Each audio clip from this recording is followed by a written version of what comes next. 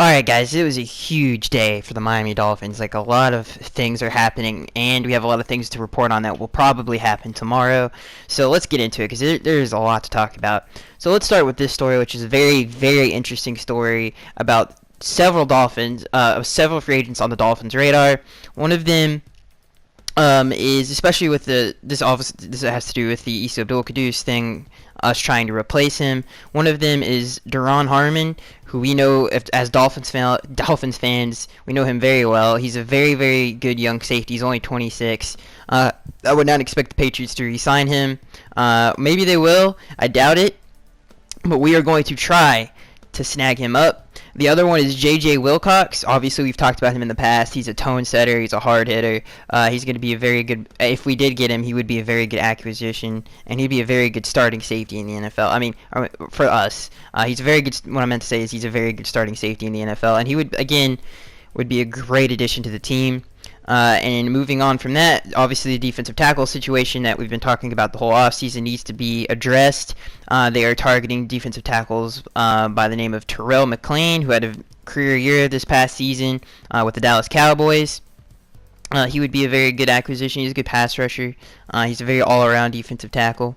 And then Lawrence Guy for the Baltimore Ravens, who had a down year compared to the last 2 years. I think he had 1 sack this past season compared to his best, which I think was 5. But he's a very good, solid role starter player in the NFL, and he's very good against the run, so that fills the need there. Moving on from that, we're also targeting Alex Okafor, who's a defensive end for the Arizona Cardinals. He's also 26 years old, and he looks to have a bright future in the NFL. I don't know if he'll ever become anything special, but he could be a solid future starter in the NFL. Alright, so let's move on to the next story. And the next story is Lawrence Timmons. Now, Lawrence Timmons is obviously he's been one of the better middle linebackers in the NFL for many years. Obviously, he was drafted in 2007, and he's been one of the better ones since he's gotten into the NFL, obviously. He's great against the run. Where his shortcomings come is mostly because in coverage, he's not the greatest coverage guy, but he's a pretty good guy in zone. Not somebody you're going to man up, obviously. He doesn't have that athleticism, but he is one of the better he is one of the best NFL linebackers in terms of being a physical opposing player. He's probably top 3 or top 4 in blitzing the quarterback. He always gets huge sack numbers for the middle linebacker position, and he also gets turnovers. He does get his interceptions. I think he had 2 this past season, and like I said, he's one of the if you could put him in the top 3 in middle linebackers against the run, because he's so physical. He's so physical, and he'd be a great acquisition to the Dolphins if he did decide to come to Miami. That would be a great move by us. All right, so let's move on to Deion Sims. Now, Deion Sims, obviously, everybody loves Deion Sims. If you're a Dolphins fan, you love him. I think he's very important to keep, obviously, because he fits our system so well. He had a career year last year under Adam. He obviously is probably the best run blocking tight end in the NFL. He is extremely good at run blocking. He's extra special at run blocking. Also, we're trying to get him signed in the next 24 hours. He will be a Miami Dolphin. Hopefully by tomorrow, and if not tonight, he probably will be. I wouldn't expect it tonight. It's a little late, but definitely tomorrow I would look for that to happen.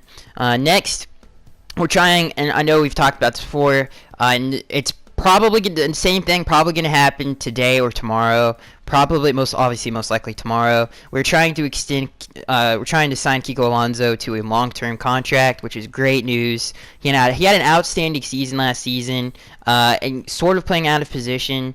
I think he fits more out of the outside linebacker position than he does in the middle. He's kind of smaller, especially in a 4-3 system. But Kiko Alonso he had one heck of a season, and what he means to the city of Miami and to Dolphins fans. You can't put a price tag on that, and he puts his heart and soul into the game. He's one of the best leaders on the team, and this would be a great move if we got him back. And obviously, the production is there. It's not like he's just an energy guy. The production is there. He's one of the better linebackers in the NFL, and I guarantee you, we figure out who to put at the middle linebacker spot. When he moves to outside, he's gonna have one heck of a season. I think he has all the talent in the world to be a perennial Pro Bowler, and I'm sure he will be. one of the bigger pieces of news is that the Miami Dolphins have signed Andre Branch to a long-term deal. There's obviously speculation where rather the Dolphins would keep him, whether he would be overpriced and he would leave for a better deal or something like that. Did we overpay for Andre Branch? The contract's worth, it's 3 years, $27 million. He's going to be earning around $7 to $9 mil annually, which is a little ridiculously price, but that's how defensive ends are priced, man. Pass rushers are so valuable in the NFL today. They're priceless. They really are. You can't have enough of them. Did we overpay for Andre Branch? Maybe, because he has a ton of upside. He's young. I think he's like 27, 28 years old. He had a career year. He had a lot of quarterback pressures. You see the numbers. He only had 5 sacks, but he had a lot of quarterback pressures. Andre Branch has a tremendous upside. He's a great pass rusher. Did we overpay for him? I don't know, because some team probably would have paid him just as much or the same. And we retained him. Obviously, he loves it here in Miami, and I love him as a player. He's a great player. He's a high production player. He's a high motor player. He gets the defense going. He gets the momentum on your side. I love him. I think he's a great player. Did we overpay for him? Yes. But is that just? I think that's just how the market for defensive ends are. I think that's how important pass rushers are, and if we weren't going to do it, somebody else was going to, and we would have lost a defensive end. Now, again, the contradiction to that obviously is that the draft is so stacked with pass rushers, it's ridiculous, and reportedly we're still going to go after a defensive end in the draft. So we'll see what happens with the draft, and I'm not going to comment on the future, but for right now, I think it's a good move, and Andre Branch would have made this probably more money, if not more money, somewhere else. So I like the move. I think he's a great player, and I think he's a great pass rusher. That's for sure. All right, so obviously saving the best for last. I know you guys are probably waiting for this, but we have officially, and thank God, this has finally happened. This speculation started before right after the Steelers game, right after we lost to the Steelers in the playoffs. This started, and we have officially re-signed Kenny Stills to a $37 million deal, $20 million guaranteed. I do not know exactly how much he's earning annually. I'm not the greatest with math, but Kenny Stills is back in a Miami Dolphins uniform after so much speculation, so many articles written about how he's leaving to the Philadelphia Eagles, how the Eagles are going to get him. One of the biggest reasons that Kenny Stills is so well valued we were in a bidding war with I think 3 other teams to get him today. Well, one of the reasons that makes him so important, or just so valued in the market and to every other NFL team in the league, obviously 3 other teams. I think one of them was Philly, and I think the other one was Chicago.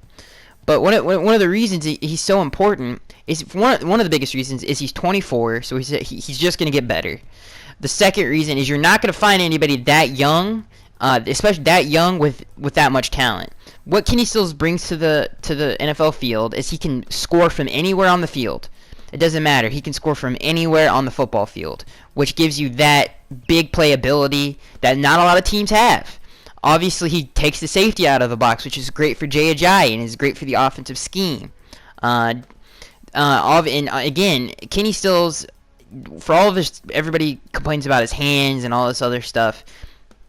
Does he have bad hands? No. Does he have great hands? No. Does he have good hands? He has okay hands. Did we overpay him a little bit?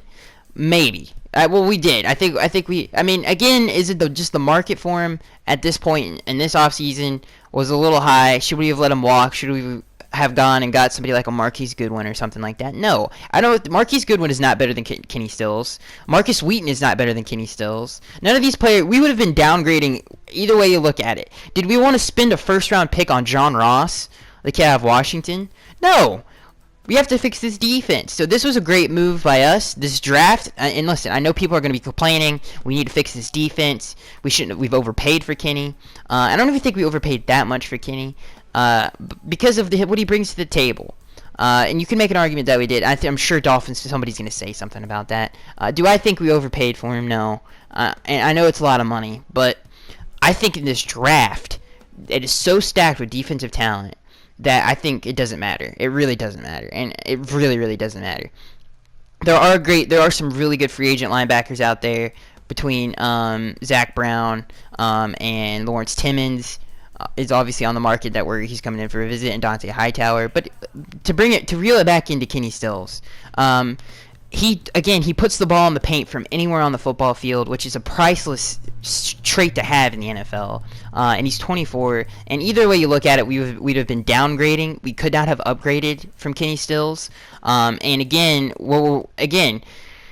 it just doesn't make. I think this makes a lot more sense than Dolphins fans give it credit for. I really do. I really, really, really do. I think, and it is what it is. I think it's a great move. I love Kenny Stills. Like I said, it's a priceless thing to be able to put the ball in the paint anywhere on the football field. He scored 9 touchdowns. He made great plays. He made game-winning plays and against the Bills, the Cardinals, the Jets. He made so many big plays in so many big games. And he deserved this contract. And I know, one thing is Adam Gase is one of the biggest proponent of him coming back, and one of the biggest advocates for Kenny Stills was Adam Gase. He wanted him back. He was upset that he was going to leave, and he got his guy. And and if you want to hate on this thing as much as you want, you can.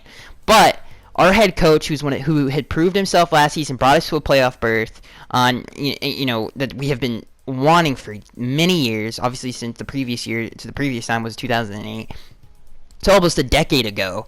It would have been almost. So Adam Gase is one of the best head coaches in the NFL, and this is his guy. And this is, the Patriots do the same thing. They keep their guys, they sign guys that fit the system, and that's what Adam did. He retained his guy. And Kenny Stills under Adam Gase is just going to have a better season this upcoming season. Not to mention, we had 3 players and put 3 receivers. Again, our receiver core is one of the best in the NFL. Obviously, Juice had over 1,000. DP had over 700, and so did Kenny. And I can't remember. I think that was the first time since I can't remember. I don't know if it was the first time since the Marks Brothers that we had 3 guys. I think it was Nat, Mark, and Mark Clayton and Mark Duper, Nat Moore. I don't know if it goes back that far, but this receiver core is very, very, very good, and I'm glad we retained them all. And they complement each other. And I think it's a great move. I really do. And again, I'm glad that Adam got to keep his guy. So that is going to be it, guys. I am Skyx83. Let me know what you guys think down in the comment section below about every piece of news I just gave you and all the future acquisitions of the Miami Dolphins. And I will see you guys in the next one.